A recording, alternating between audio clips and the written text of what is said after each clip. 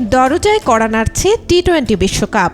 ক্রিকেটের সবচেয়ে রঙিন আসর শুরু হতে আর কদিন বাকি।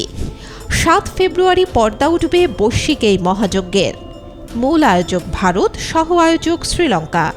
কিন্তু ব্যাট বলের লড়াই শুরুর আগেই টুর্নামেন্টের ওপর নেমে এসেছে অদৃশ্য এক কালো ছায়া, নিপাহ ভাইরাস।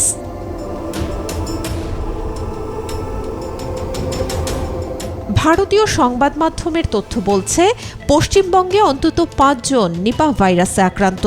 পরিস্থিতি সামাল দিতে জরুরি স্বাস্থ্য সতর্কতা জারি করা হয়েছে। প্রায় ১০০ জনকে রাখা হয়েছে কোয়ারেন্টাইনে। বিশ্বকাপ শুরুর আগে এমন খবর স্বাভাবিকভাবেই চিন্তা বাড়াচ্ছে আয়োজকদের। প্রতিবেদন অনুযায়ী নিপাহ শনাক্ত হওয়ার পর থেকেই এশিয়ার একাধিক দেশে ভারত ফেরত যাত্রীদের স্ক্রিনিং শুরু হয়েছে।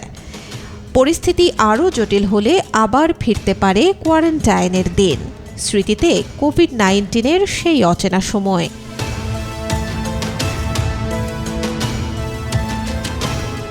All India institute of medical সায়েন্সের সভাপতি ডাক্তার নরেন্দ্র কুমার আশঙ্কা প্রকাশ করে জানান, সংক্রমণ ১০০ থেকে ২০০ জনে ছড়িয়ে পড়তে পারে।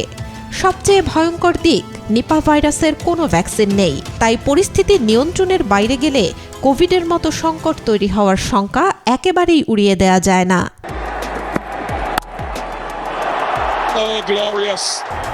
নিপাহ মূলত বাদুড়বাহিত একটি ভাইরাস।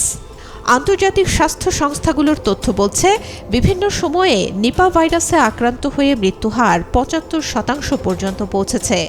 অর্থাৎ বিষয়টি শুধু স্বাস্থ্য ঝুঁকি নয়, এটি সরাসরি জাতীয় ও আন্তর্জাতিক নিরাপত্তার প্রশ্ন।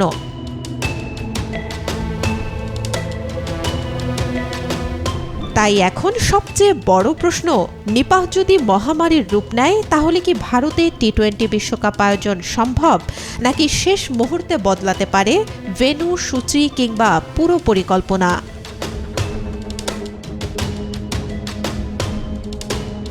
ক্রিকেটের উত্তেজনার মাঝেই বিশ্ব তাকিয়ে আছে আরেক বাস্তবতার দিকে। মাঠে নামার আগেই বিশ্বকাপের সবচেয়ে বড় পরীক্ষা ভাইরাস বনাম ক্রিকেট। শেষ পর্যন্ত জিতবে কে, সেটাই এখন দেখার অপেক্ষা। Desk report, B News 24।